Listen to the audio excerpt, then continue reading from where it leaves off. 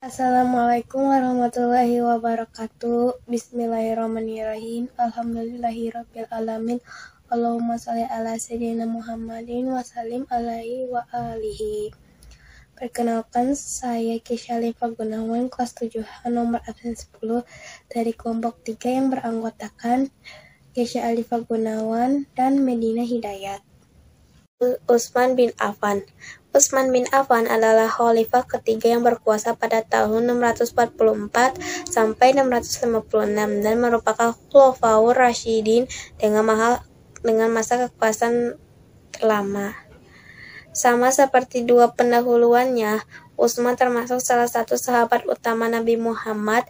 Pernikahannya berturut-turut dengan dua putri Nabi Muhammad dan Khadijah membuatnya mendapat julukan Dzun-Nurain atau pemilik dua cahaya.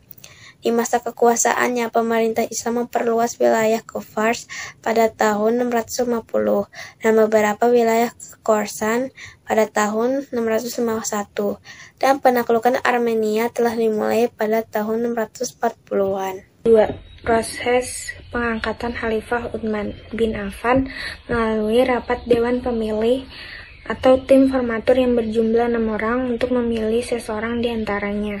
Sebagai Khalifah, Utsman bin Affan, Khalifah ketiga, dipilih sebagai penerus Khalifah Umar bin Khattab oleh hasil musyawarah oleh panitia atau Dewan di Madinah pada Ahad 23 643 sampai 644.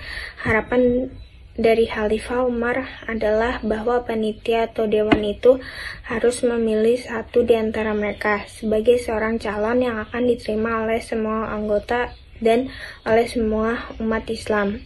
Keenam orang ini adalah: yang pertama Ali bin Abi Thalib, yang kedua Abdurrahman bin Auf, yang ketiga Sa'ad bin Abi Waqqas, yang keempat Utsman bin Affan, yang kelima Zubair bin Awam, yang keenam Talhah bin Ubaidillah.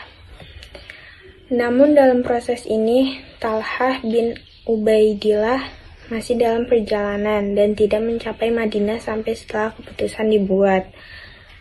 Pilihan penguasa baru untuk kekhalifahan Islam jatuh ke 5 orang anggota lainnya. Zubair bin Affan menarik pencalonannya sebagai khalifah untuk pendukung Ali. Sa'ad bin Abi Waqqas juga mengundurkan diri untuk mendukung Utsman bin Affan. Dari 3 kandidat yang tersisa, Abdurrahman bin Auf juga memutuskan untuk mundur, menyisakan Utsman dan Ali yang masih bersedia menjadi khalifah. Abdurrahman bin Auf kemudian ditunjuk sebagai penentu untuk memilih di antara 2 kandidat yang tersisa. Setelah menemui 2 kandidat secara terpisah, ia mengajukan kepada mereka pertanyaan apakah mereka akan mengikuti jejak para khalifah sebelumnya. Setelah itu, Abdurrahman bin Auf memberikan putusan yang mendukung pemilihan untuk Utsman bin Affan, dan Utsman bin Affan akhirnya terpilih sebagai khalifah ketiga. Namun teori ini juga memiliki kelemahan karena umat muslim di Indonesia menganut mazhab Syafi'i, sementara masyarakat Gujarat lebih banyak menganut mazhab Hanafi. Assalamualaikum warahmatullahi wabarakatuh. Nama saya Medina Hidayat, kelas 7H. Prestasi Utsman bin Affan adalah 1. Modifikasi mushaf Al-Quran pada masa pemerintah Khalifah Utsman bin Affan. Wilayah Islam sudah sangat luas. 2. Renovasi Masjid Nabawi. Ilustrasi Masjid Nabawi sesudah direnovasi. 3. Pembentukan Angkatan Laut. 4. Perluasan wilayah Islam. Sekian dari saya. Wassalamualaikum warahmatullahi wabarakatuh.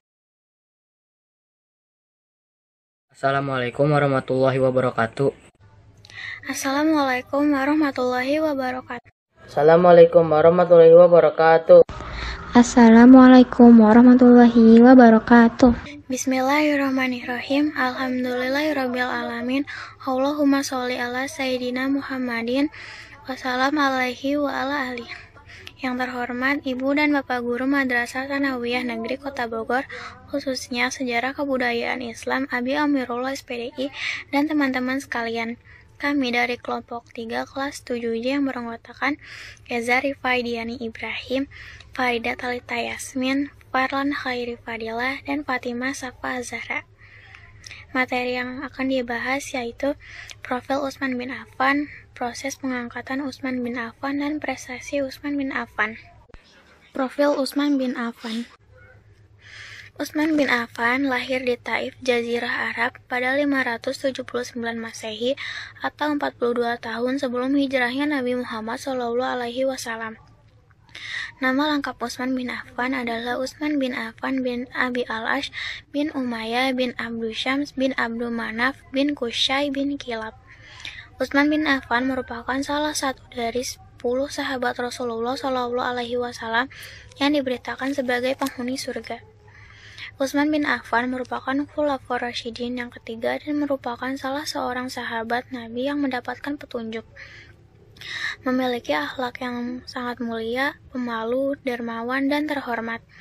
Utsman bin Affan adalah khalifah ketiga yang menjabat selama 12 tahun. Ia diangkat melalui Dewan Pemilihan Khalifah. Proses terpilihnya Utsman bin Affan. Cara terpilihnya Utsman bin Affan menjadi khalifah adalah dengan keputusan Majelis Syura yang terdiri dari 6 orang. Mereka adalah Utsman bin Affan, Ali bin Abi Thalib, Talhah bin Ubaidillah, Az-Zubair bin Al-Awwam, Abdurrahman bin Auf, dan Sa'ad bin Abu Waqqas. Majelis Syura ini dibentuk oleh Khalifah Umar sebelum ia wafat. Awalnya terpilih 3 kandidat, yaitu Ali bin Abi Thalib, Utsman bin Affan, dan Abdurrahman bin Auf. Abdurrahman bin Auf kemudian mengundurkan diri. Tersisa Ali dan Utsman, yang akhirnya memberikan khutbahnya tentang keistimewaannya dan janjinya selama masa pemerintahan nanti. Atas kesetujuan banyak umat muslim, akhirnya Utsman bin Affan dibaiat menjadi khalifah oleh Abdurrahman bin Auf di depan umat muslim baik dari golongan muhajirin dan ansar. Prestasi Utsman bin Affan. Utsman bin Affan terpilih sebagai khalifah pengganti Umar bin Khattab. Khalifah Utsman bin Affan dipilih di usia 70 tahun. Beliau menjadi khalifah selama 12 tahun. Selama itu prestasi yang dicapai Utsman bin Affan adalah A. Kodifikasi mushaf Al-Quran.